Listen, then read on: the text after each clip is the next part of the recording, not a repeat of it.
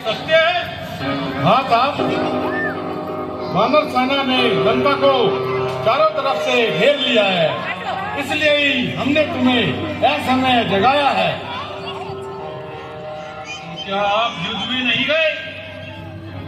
मैं गया था युद्ध में। उसने मुझे निर्यार करके भेज दिया। तुम्हें मेरे अपमान का बदला लेना होगा कुंभकर्ण। तीनों लोगों के विजेता जिसके आगे शस्त्रहीन मानहीन होकर रह गए, उस पर भी आपने ये ध्यान नहीं दिया कि श्री राम कौन है? कुंभकर्ण, शस्त्रों को श्री लगाकर संबोधित मत करो।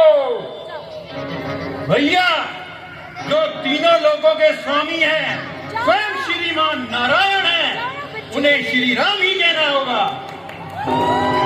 जय श्री राम। लगता है आप उस बात को भूल गए कि कई वर्षों पूर्व वंशु कुल के राजा ने आपको श्राप दिया था कि जब विष्णु हमारे कुल में अवतार लेंगे तब वो उसी रूप में आपका विनाश करेंगे। आप उस बात को भी भूल गए जो नारद ने मुझे बताई थी कि अयोध्यापति राजा दशरथ के यहाँ विष्णु ने जन्म लिया है और वो पूरे राक्षस वंश का विनाश करने के लिए आया है। लगता है आप ब्रह्मा की बात भी भूल गए और महारानी सीता का हरण कर रहे, जो स्वयं लक्ष्मी का रूप है। कुंभकर्ण, हमें अपनी बहन के अपमान का बदला लेना था। तुम हमें शस्त्र सुना रहे हो। बदला लेना था तो वीरों की भांति करते, चोरों की भांति एक असहाय स्त्री का हरण करके आपका मस्तक गौरव से ऊंचा हो गया क्या? हम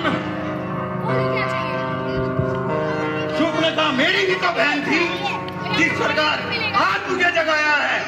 उस दिन जगाया होता तो मैं बताता कैसे अपमान का प्रतिशोध लिया जाता है।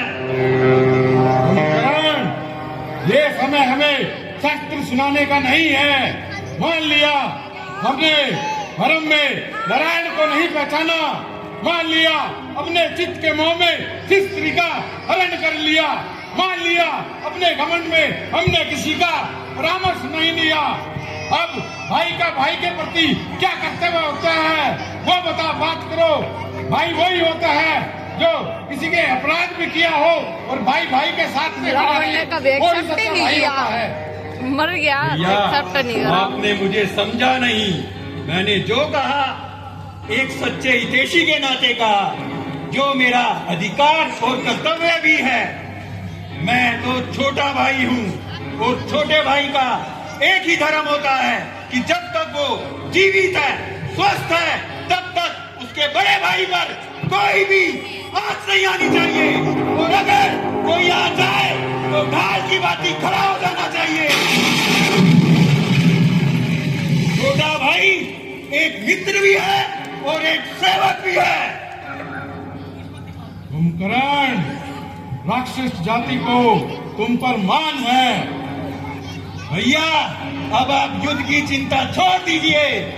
मैं आपको वचन देता हूँ, जब तक मैं जीवित हूँ तब तक लंका पर कोई भी विपत्ति नहीं आ सकती। और आज सूर्यास्त होने से पहले उन दोनों वनवासी राजकुमारों का सर धड़ से अलग कर पूरी लंका में कैद की बाती नहीं घुमाया तो मेरा नाम भी कुंभकर्ण नहीं।